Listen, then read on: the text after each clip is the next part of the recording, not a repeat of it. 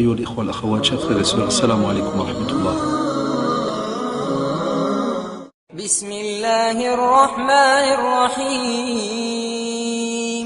يا أيها الذين آمنوا إذا قمتم إلى الصلاة فاغسلوا وجوهكم وأيديكم إلى المرافق وامسحوا برؤوسكم وأرجلكم إلى الكعبين وإن كنتم جنبا فاطهروا وإن كنتم مرضى أو على سفر أو جاء أحد منكم من الغائط أو لامستم النساء فلم تجدوا ماء فتيمموا صعيدا طيبا فامسحوا بوجوهكم وأيديكم منه ما يريد الله ليجعل عليكم من حرج ولكن يريد ليطهركم وليتم نعمته عليكم لعلكم تشكرون. بسم الله والصلاة والسلام على رسول الله وعلى آله وصحبه ومن والاه وبعد. أيها الإخوة والأخوات chers frères et sœurs السلام عليكم ورحمة الله.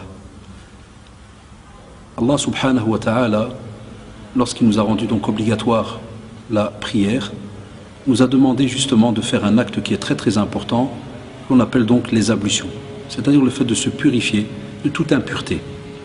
Et lorsque l'on parle donc justement des ablutions, je vais donc, comme je l'ai bien précisé pour la prière et autres, ici ne pas entrer dans les grands détails, mais ce que nos jeunes et nos frères et sœurs qui embrassent l'islam doivent savoir, c'est que si jamais vous allez uriner, ou vous allez à selle, ou bien donc il y a un liquide qui sort par exemple de vos parties intimes, on a donc un tas de petits détails qui font qu'on doit se demander qu'est-ce qui se passe par rapport donc à cela. Est-ce que je peux tout simplement essuyer et aller prier? Est-ce que je dois me laver? Est-ce que je dois faire ceci ou cela? On nous pose souvent donc la question. Sachez que d'office, lorsque vous urinez ou allez à selle, il faut donc absolument faire les ablutions. Et les ablutions, donc on va vous les montrer donc tout à l'heure dans un petit film. Donc on doit faire ces ablutions. Si jamais on retrouve un liquide, comme par exemple le liquide spermatique après éjaculation ou bien relation sexuelle, il faut donc absolument d'office donc se laver, et dans ce lavage il y aura d'office donc les ablutions. Et aussi si jamais on va uriner par exemple et que l'on a donc un liquide qui est transparent, qui continue des fois à couler avec donc l'urine, on est obligé aussi à ce moment-là de se laver les parties intimes et de faire donc ces ablutions. Tout cela pour être dans un état de purification, c'est-à-dire en étant vraiment propre face à Allah subhanahu wa ta'ala. Et ces ablutions, vous allez aussi les retrouver dans beaucoup d'avis chez les savants, lorsque par exemple on va lire le Coran. Donc il est important aussi d'être en état d'ablution. Et comme d'habitude, je pousse donc nos frères et sœurs à, Inch'Allah, revenir vers différents ouvrages qui nous parlent des ablutions, mais vraiment en détail, et où vous allez remarquer que c'est un moment qui est très très important pour nous, car c'est aussi une sorte de purification par rapport des fois à nos péchés, à nos mauvaises actions que l'on fait, et il y a aussi des traditions authentiques qui vont en ce sens.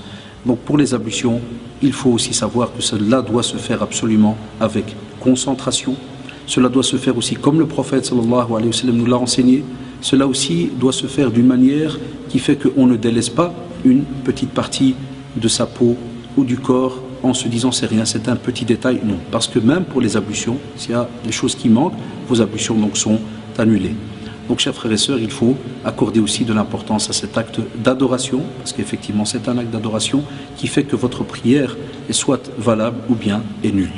Donc, Inch'Allah, je vous invite à voir donc le petit film qui nous explique donc les ablutions, ce petit cours qui, je l'espère donc, vous apportera un bénéfice immense à chacun d'entre nous. Nous allons voir la description des ablutions. Sachez qu'il est important de faire attention donc au gaspillage, comme on l'a bien donc rappelé, c'est très très important.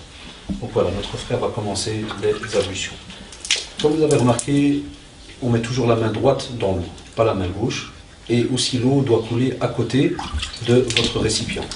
C'est-à-dire que je parle du mot récipient parce qu'il est préférable de se laver en employant ou de faire les ablutions en employant donc un récipient pour ne pas donc gaspiller. Mais sinon vous avez le droit de le faire au lavabo directement en donc mettant un petit peu d'eau. Donc on a bien lavé les mains 3 fois en passant bien entre les doigts. Et puis donc notre ami va se laver bien donc la bouche 3 fois avec le nez. Parce qu'il y a 2 possibilités. Celle de la sunna, donc on fait la bouche et le nez en même temps. Mais il arrive que des personnes ne sont pas habituées. Donc à ce moment-là on peut laver la bouche 3 fois et puis le nez donc 3 fois. Bien gargariser pour qu'on nettoie bien sa bouche et aussi bien vider ce qu'il y a dans son nez sans trop exagérer.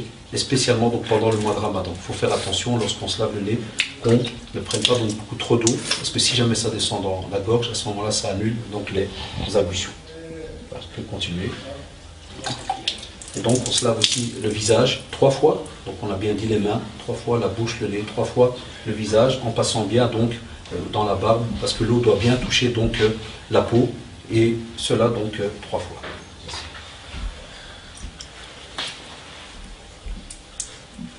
Donc bien 3 fois.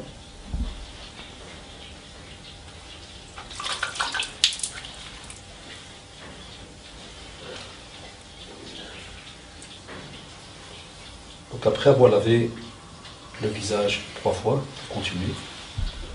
Donc on prend comme une genre de cuillère, donc l'eau qui va donc couler sur le bras. 3 fois bien lavé entre les doigts et ce jusqu'au coude. Le coude doit bien être donc lavé. Et le bras aussi bien lavé, donc l'avant-bras 3 fois.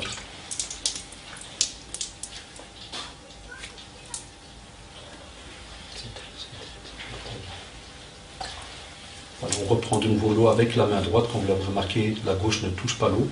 Et de nouveau, là on refait la même chose, donc en lavant bien 3 fois, donc le bras bien lavé aussi entre les doigts du pied.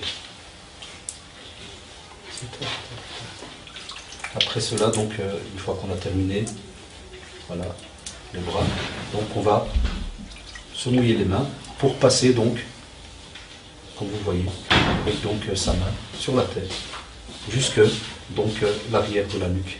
Voilà. Et puis de nouveau on repasse devant et aussi avec donc ces 2 doigts, le pouce, deuxième doigt, bien lavé donc entre les petits lobes qu'on a derrière et devant.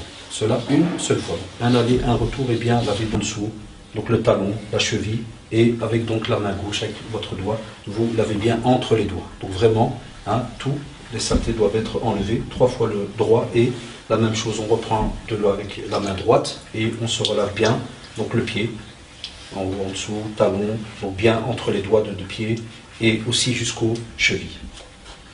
Et cela naturellement, on le refait donc 3 fois.